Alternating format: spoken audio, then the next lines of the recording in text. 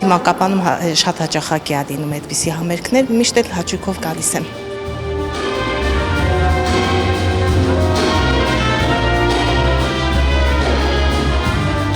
Այսօր ես ներկայանում եմ որպես հանդիսատես, բայց ես նույնպես աշխատել եմ Տիգրան Սուչյանի հետ, նվագելով սաքսոֆոն։ Կարող եմ ասել, որ փորձերը ընթանում էին հետաքրքիր, իհարկե շատ բան եմ իրենից սովորել, թե ջազի ոլորտում, թե հենց որպես գործիք, եւ իհարկե այսօրվա համերգը ընթանալու է միանշանակ հիասքանչ, բոլորս ունենալու ենք լավ ջազային երեկո։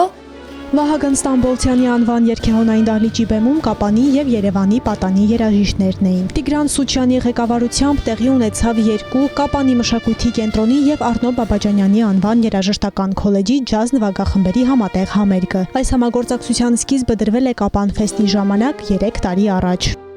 Կապան ֆեստից սկսած նրանք իրար հետ նվագել են, իրար ճանաչել են, սովորել են նոր ստեղծագործություններ, սովորել են ոնց նվագել, սովորել են մի քիչ ավելի պրոֆեսիոնալ ճանապարհ ուղի բռնեն եւ հասունացել է եւ եկավ օրը, որ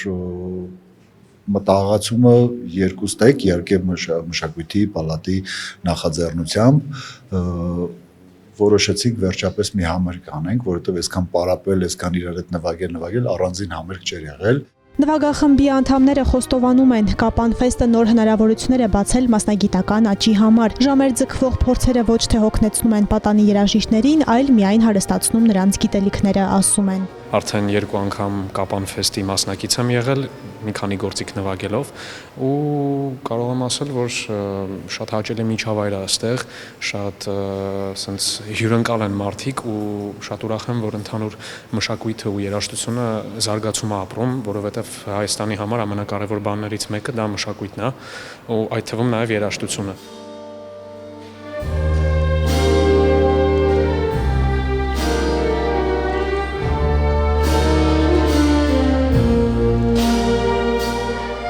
Տիգրան Սուչյանի հետ կարելի է ասել աշխատում եմ մոտ 3 տարի ու ես անչափ շնորհակալ եմ Կապան ֆեստիվալին, որ այսպիսի հնարավորություն մեզ համար ստեղծեց, որ սենց հրաշք երաժիշտի հետ մենք երիտասարդներով, սկսնակ երաժիշտներով կարողացանք մեր հնարավորությունները ցույց տալ այս աշխարհին ինչ որ ձևերով։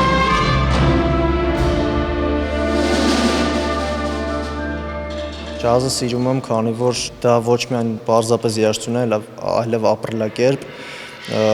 ինքը ազատություն է առանց ջազի, ուղղակի իմ կյանքը ես չեմ պատկերացնում, քանի որ դա